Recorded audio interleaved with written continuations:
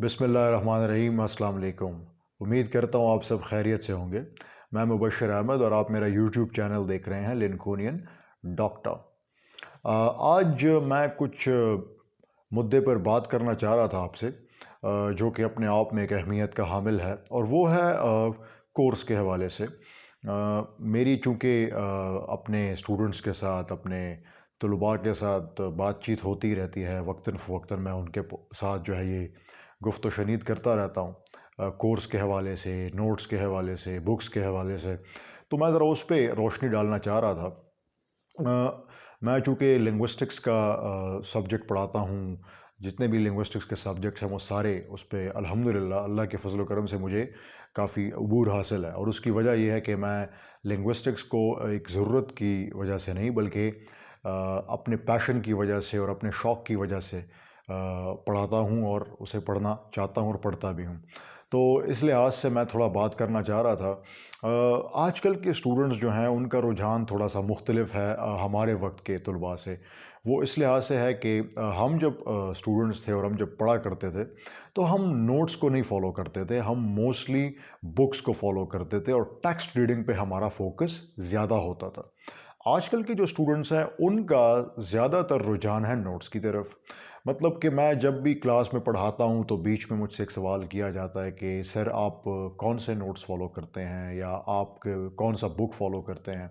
तो पहले तो मैं ये कुछ चीज़ें क्लियर कर दूँ आपको कि देखिए, नोट्स या बुक्स सारे अच्छे होते हैं, बुरे या अच्छे ये कोई लॉजिक नहीं है नोट्स में। लेकिन जो मैं आपको एक तजवीज़ करना चाहूँगा इस हवाले से, वो ये है कि कभी भी नोट्स की तरफ ना जाया करें। आपको चाहिए कि आप बुक को फ़ॉलो करें और टेक्स्ट रीडिंग की आदत डालें।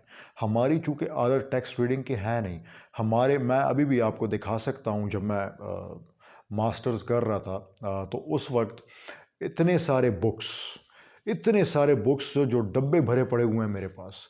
तो मैं जब, चूँकि लिटरेचर की भी किताबें थीं, लिंग्विस्टिक्स की भी किताबें थीं, वो सारी मैं पढ़ता था। तो मैंने चूँकि मैं तो लिंग्विस्टिक्स में एक्सेल कर गया और मेरा शौक भी लिंग्विस्टिक्स की तरफ है, लिटरेचर की तरफ मेरा रुझान नहीं है। तो मेरे पास आज भी वो बुक्स पड़ी हुई हैं और मैं पढ़ता भी हूँ, पढ़ा भी रहा हूँ। तो मेरा वो नॉलेज जो है मेरी बेहतर होती जाती है वक़्त के साथ-साथ।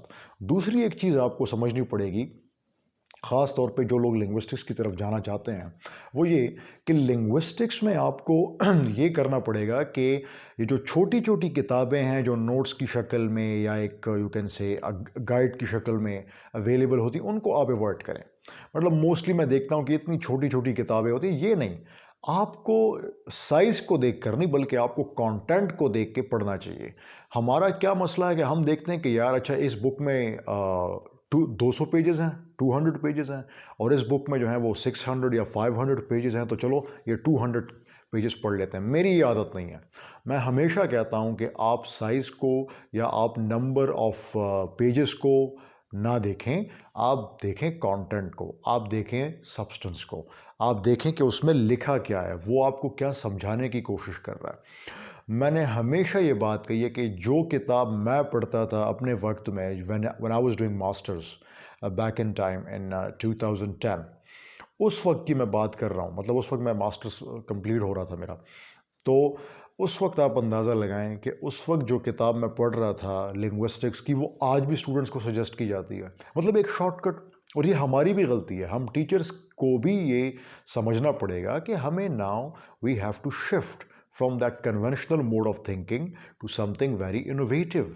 तो ये मुसीबत हमारी है। दूसरा ये है कि कभी भी ये रिलायंस ना किया करें कि जी हमें टीचर जो है वो स्पून फीडिंग करेगा। जब आप बीएस की तरफ आते हो, you become a student of a university. तो यूनिवर्सिटी लेवल पर आपको एक चीज़ का ख्याल करना पड़ेगा कि आपको खुद एक रिसर्च ओरिएंटेड अप्रोच को अडॉप्ट करना पड़ेगा। वो इस लिहाज से कि लिंग्विस्टिक्स ऐसा सब्जेक्ट है कि जो वक्त के साथ साथ चेंज होता रहता है। चेंज इन अ सेंस ऐसे नहीं होता कि बिल्कुल, मतलब एक लैंग्वेज का जो कॉन्सेप्ट है वो चेंज हो गया, या उसके स्ट्रक्चर में कोई वाज़ेह तब्दीली आ जाती है। वो तब्दीलियाँ वक्त के साथ आती रहती हैं, क्योंकि लैंग्वेज है और लैंग्वेज एक डायनामिक है।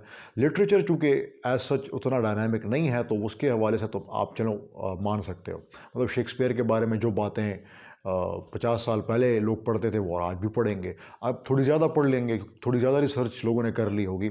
लेकिन लिंग्विस्टिक्स चूँकि हर साल, हर महीने उसमें काम होता रहता है, जिस तरह के कंप्यूटर साइंसेज़ में होता है, इस तरह लैंग्वेज में भी होता है। तो वो चेंज होता रहता है, तो साथ-साथ अपने आप को अपडेट करते जाएँगे।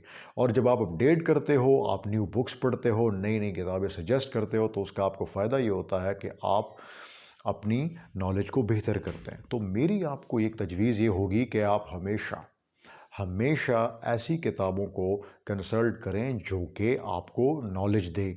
यूँ ना हो कि बस छोटी किताब है, जल्दी ख़त्म हो जाएगी, आसान लिखी हुई है, शॉर्ट है, प्रिसाइज़ है। नहीं, प्रिसिशन नहीं, एलैबोरेशन, एक्सप्लेनेशन, इलूसिडेशन, तो आप उसकी तरफ जाएंगे। मैं एक किताब चूँकि आपको सजेस्ट करना चाहूँगा, मैंने ये साथ में रखी हुई है।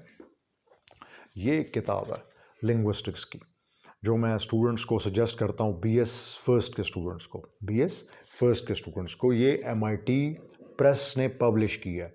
ये किताब बड़ी बेहतरीन किताब है। अगर मैं समझता हूँ कि टीचर्स को भी और स्टूडेंट्स को भी इस किताब को कंसल्ट करना चाहिए।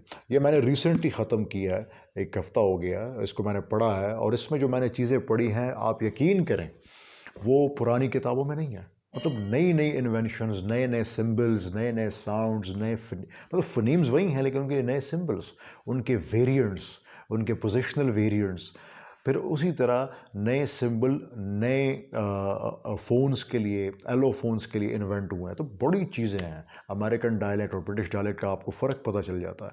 तो मैं आपको हमेशा यही सजेस्ट करूँगा कि कभी भी शॉर्टकट्स की तरफ ना जाएं। कोशिश ये किया करें, हमेशा एक ऐसा अप्रोच अडॉप्ट किया करें जिसमें आपको फ़ायदा पहुँचे, आपकी नॉलेज बेहतर हो। तो इंशाल्लाह आपसे तो बातचीत होती रहती है और मैं साथ साथ आपको अपडेट भी करता जाऊँगा वक्तन फ़वक्तन। और मुझे अपनी दुआओं में ज़रूर याद रखें और अपना ख्याल रखें, और मेरे चैनल को ज़रूर फॉलो करें और सब्सक्राइब करें। Thank you very much. God bless you.